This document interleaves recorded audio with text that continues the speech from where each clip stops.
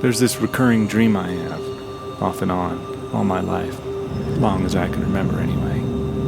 It involves that perfect, smooth stretch of dirt road. Not one that was grated flat by a metal blade, altering the surface temporarily. A road that was naturally smooth, minimal rocks, no washboard. In the dream we roll from rough road, all chaos and interruptions, onto the smooth road, and the hum of the engine, and the wind, and the tires, and the dust flying up, and particles of sand hitting the undercarriage. If we pick up speed, the undulations in the surface will sway the truck, and the rattles and squeaks will come back. If we slow, the resonance will set in, and will be jostled and polished by the scratchy seat covers. Only here, in the magic speed, on this magic road, in this magic ship transiting the land, can we feel this flow. Joy and contentedness with the present peace, set against the horizon of its fleeting nature. Being in the right place, at the right time, with only what you need to exist there. Because there's always that rough patch of road ahead somewhere. Hi, this is Mike. I'm an adventurer and a dad. And today I'm here to tell you that you don't need a rig with a build thread and its own Instagram profile in order to go out into the middle of nowhere, cook some hot dogs, and watch the sunset.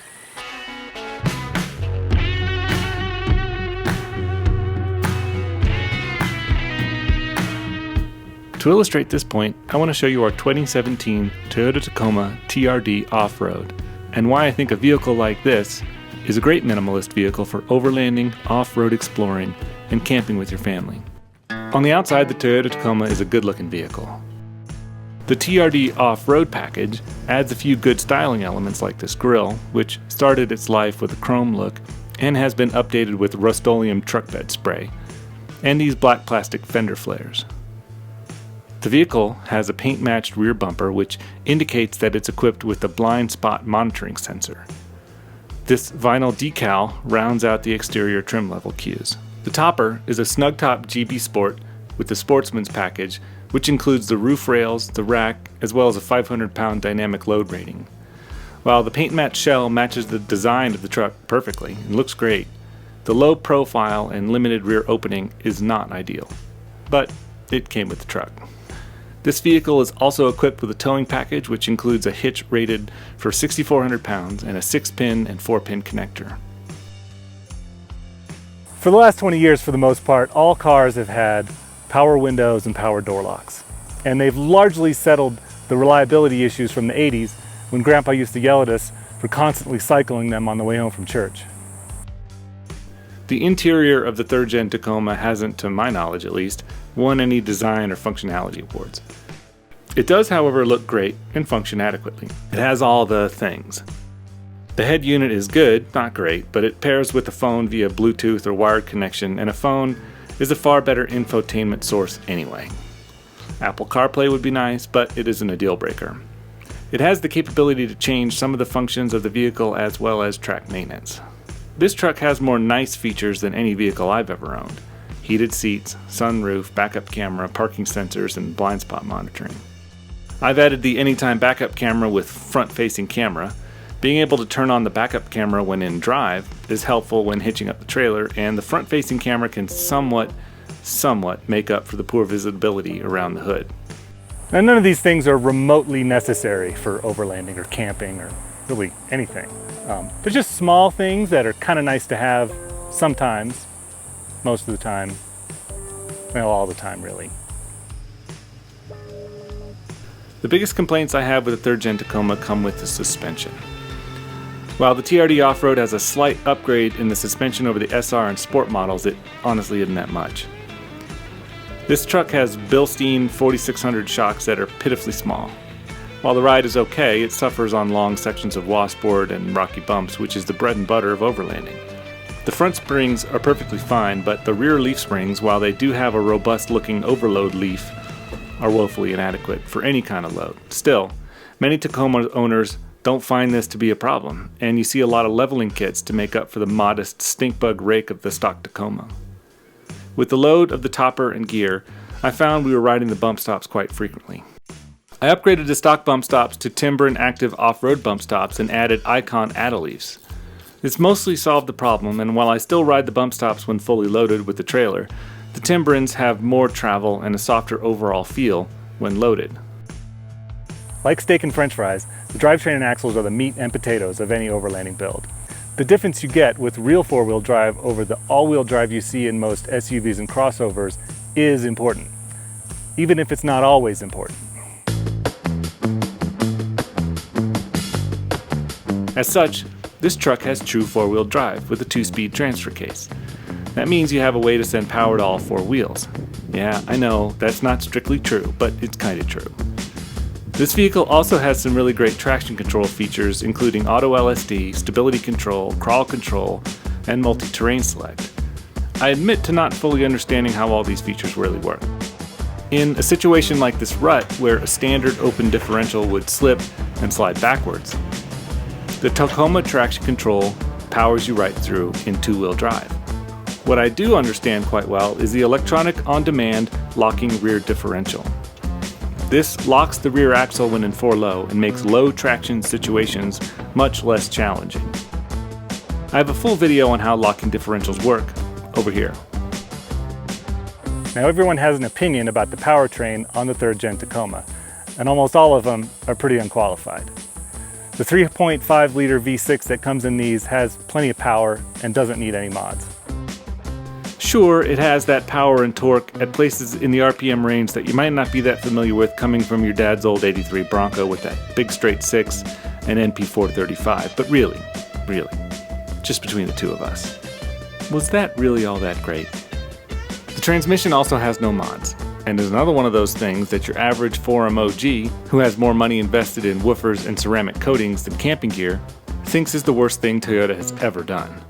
Come on guys, if you put 1,200 pounds of junk in your truck and go up 3 tire sizes with the stock gears, every vehicle is gonna suck. I've definitely had to adjust my expectations with respect to how the engine and transmission work together to respond to torque requests. But in the end, the truck does everything I ask it to do without complaint. So one of the most common questions you see on social media and forums is, what mods do I need for my stock truck to get out and go overlanding? My stock answer is beer and dirt. But that's not completely true. So here are the mods that I think you really do need.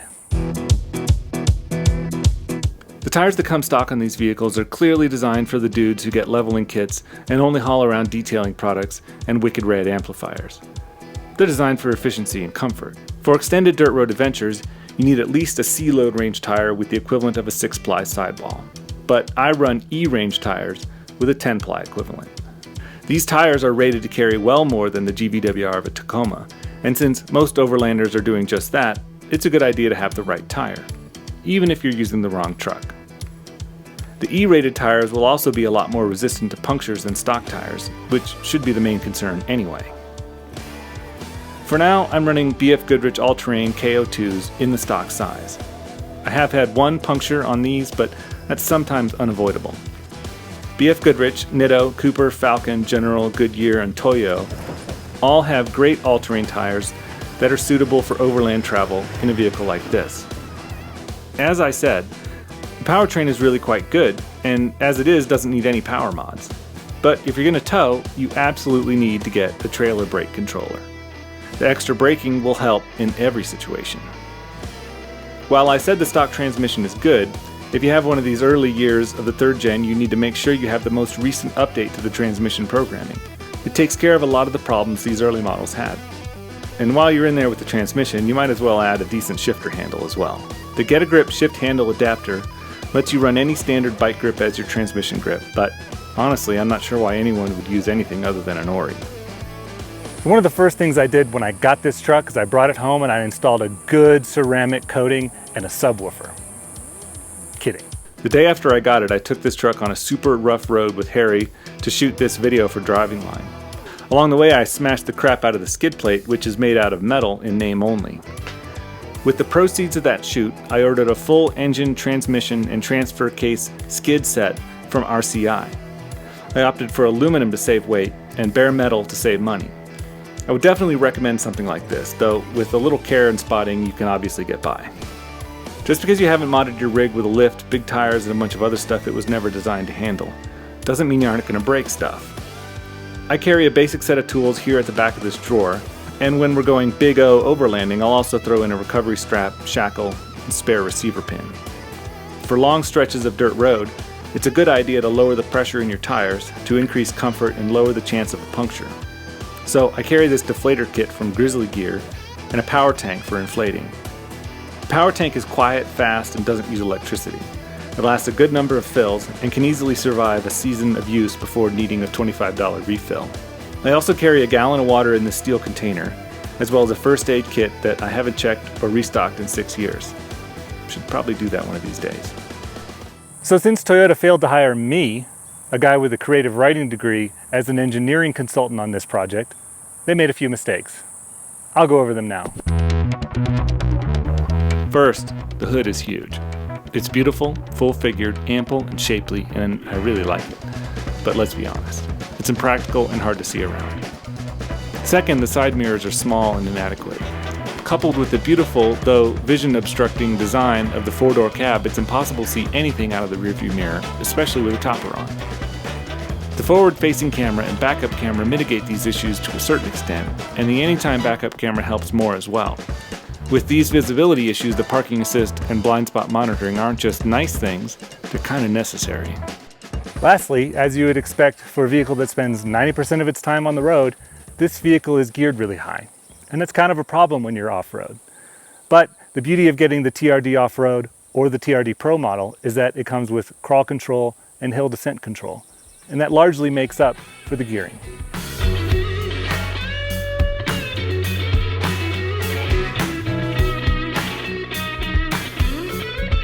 With a vehicle like this Toyota Tacoma TRD Off-Road, you don't really need a new suspension.